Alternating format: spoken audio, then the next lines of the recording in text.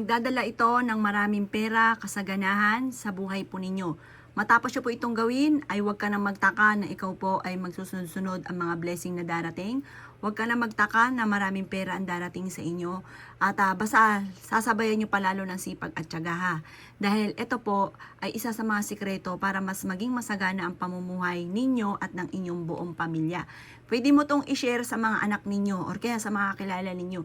Pero wag nyo na sasabihin na kayo ay gumawa din kasi minsan may mga kumukontra. Ngayon po mga bossing ko, kailangan nyo lamang po ng piso. Kailangan nyo ng barya ng silver. Kasi ang barya, ang bilog, nagtatawag yan ng pera.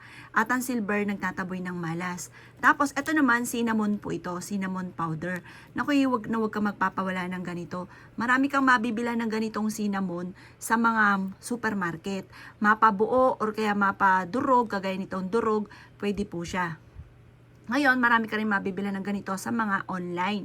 Ito po, proven po ito mga bossing ko ha. Basta pag ginawa nyo to, naniniwala ka.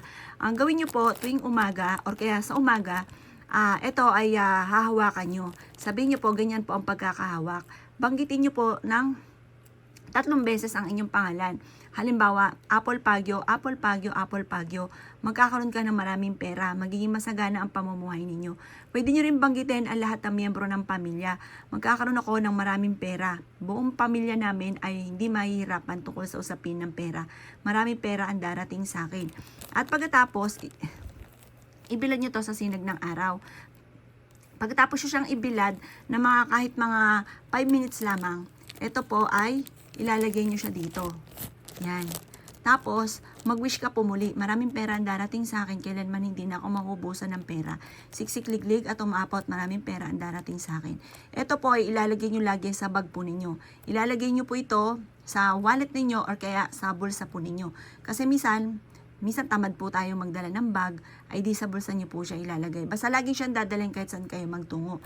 Pwede yung itong ilagay din sa lagayan ng inyong mga kaperahan. Halimbawa, meron kang negosyo, sa kahan ninyo, ilagay nyo po siya.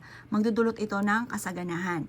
Ito po, mapapansin po ninyo na lagi ka magkakaroon ng maraming pera, hindi ka nauubusan ng maraming pera.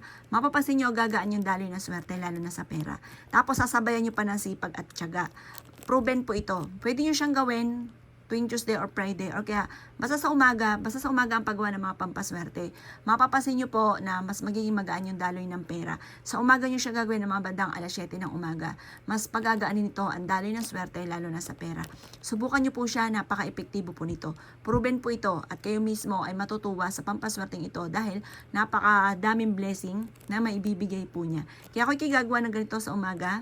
Mula sa puso, mag-wish ka na at good luck po sa inyo po lahat.